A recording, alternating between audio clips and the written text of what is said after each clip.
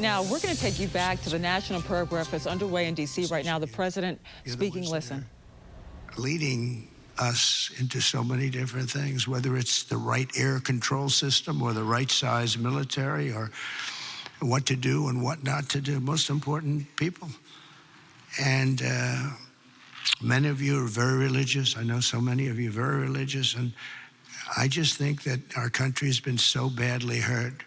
We're very hurt by what COVID did to religion. It really hurt it badly. People couldn't go to church for a long period of time.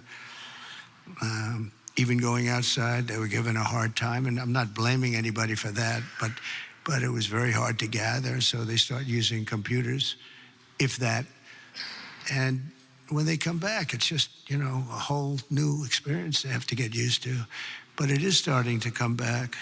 We had a fantastic thing happen yesterday.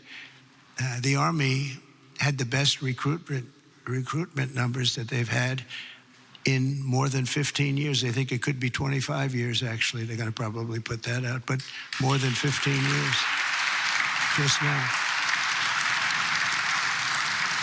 And we were worried about it. We were talking about it numerous times that, you know, we don't have people joining our military services. We don't have people joining our police force. We have to cherish our police. It's so dangerous. You open a car and somebody starts shooting. They have blackened windows. You don't even have any idea who's in the car. Oftentimes they have the dark windows, which are not, in theory, supposed to have, but they have them. The door opens and a gun is pointed at your face, and you can't do a thing about it. It's just nothing you're going to do about it. Your friends will take them out. And it's happened so many times, but it's such a dangerous thing. We have to cherish these people. So today we join our hearts and prayers in recommitting to putting our country first. We have to put our country first, making America stronger and greater and more exceptional than ever before. And we have to make religion a much more important factor now. We have to make it an important factor. And if we do that, it's going to be, our job is just going to be much easier. It unifies people, it brings people together. Democrats are going to be able to have lunch again and dinner with Republicans. And I remember just as growing up, I'd see, you know, I revered senators and congressmen or something very special, but they were out to dinner all the time. We had an old congressman, maybe some of Cy Halpern from Queens, and he was a friend of my father.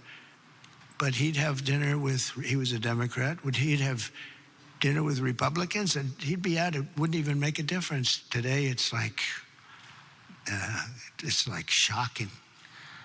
And it shouldn't be. You have to get together. We really have to get together. We all know what's right and what's wrong, and there's going to be compromise on both sides. But we have to just do the right thing, and we have to get together. You did it with Marco Rubio.